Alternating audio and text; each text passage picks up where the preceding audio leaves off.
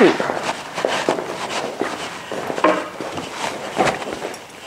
Well, first of all, of course, I have to thank Rainer Gattel not only for that very fulsome and slightly misleading introduction. Don't believe everything that he said, because he's a friend and he's been very generous.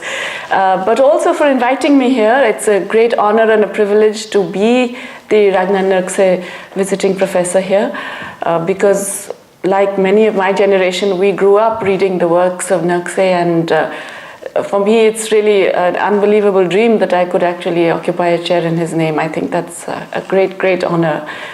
I'm also happy that he invited me because it's been a wonderful experience. I've been here for 2 weeks and I've met some extremely interesting young people, students.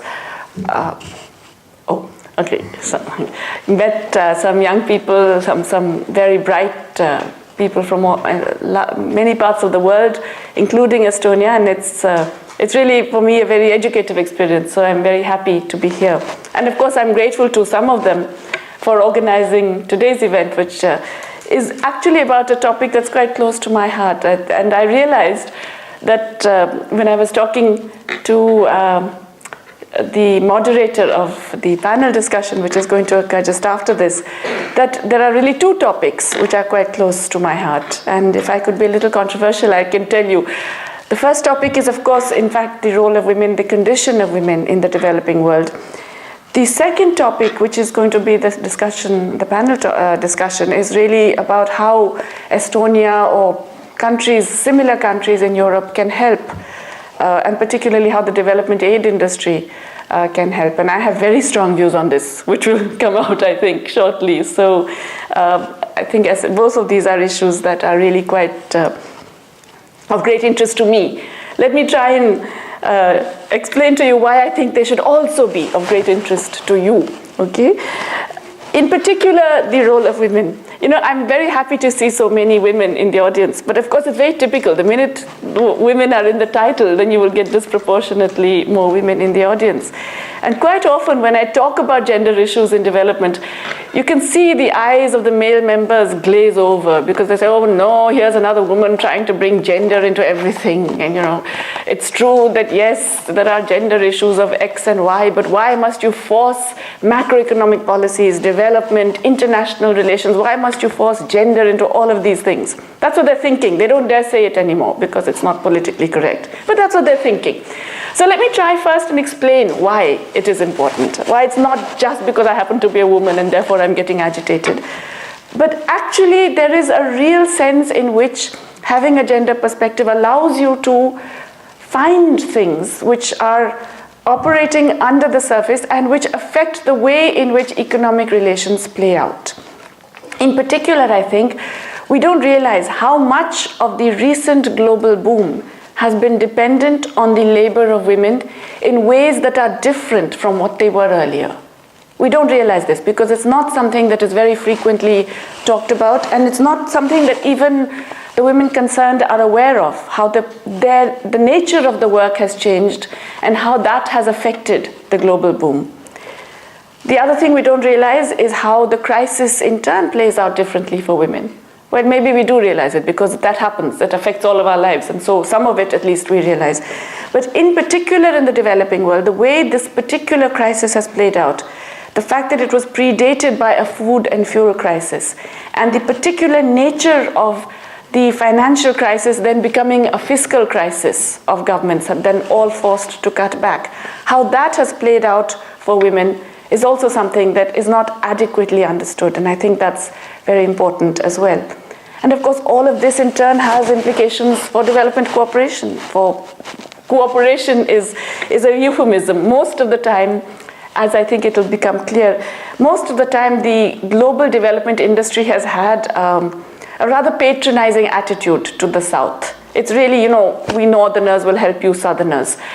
I think that's very wrong-headed, and I think, in fact, the way to look at it is through cooperation, where basically we have to help each other because everybody's in fairly deep crisis, if I may say so, at the moment. And therefore, a sort of, you know, a north-south downward gaze is perhaps the wrong way of looking at how we should look at the issue of international cooperation. Okay, beginning then with the whole issue of the global boom. And I'm going to try and situate what's happening to women in the broader international economic context. We know a few things about what has happened in the world in the last decade, or definitely the last 2 decades, okay? We know that the world has become more integrated. We know that capital has become more mobile. We know that production has relocated, and therefore production is much more international in goods and in services. And we know that all of this has affected the bargaining power of workers.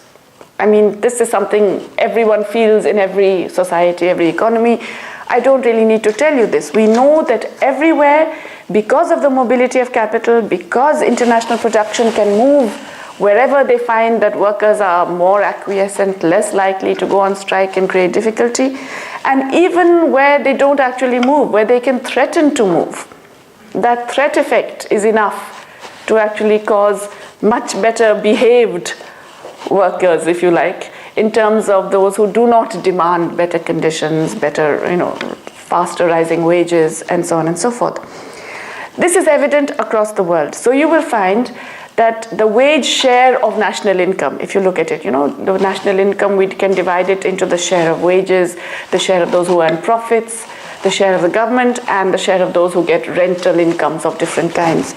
The wage share of national income has been falling everywhere across the world. And you will not find a country where it's been increasing, except for a few outlier countries, Venezuela and so on and so forth. Across the world, it's been falling.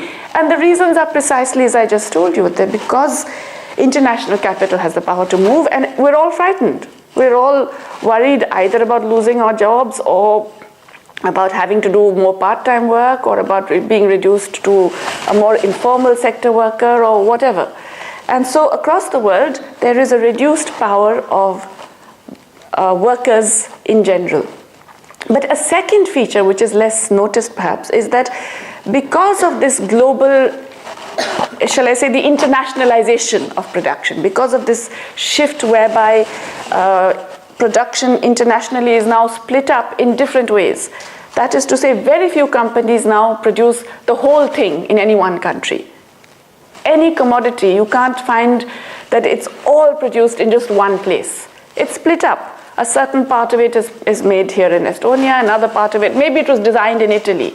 A little element of it is produced somewhere here. Another part is made in Taiwan, China. Another part is made in Brazil.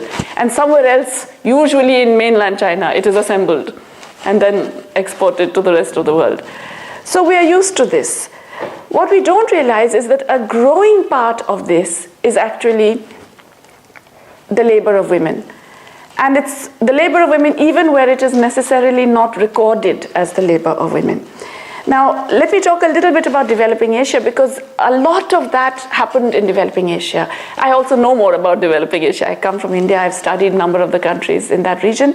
But in fact, developing Asia is really, if you like, the most dynamic region of the world.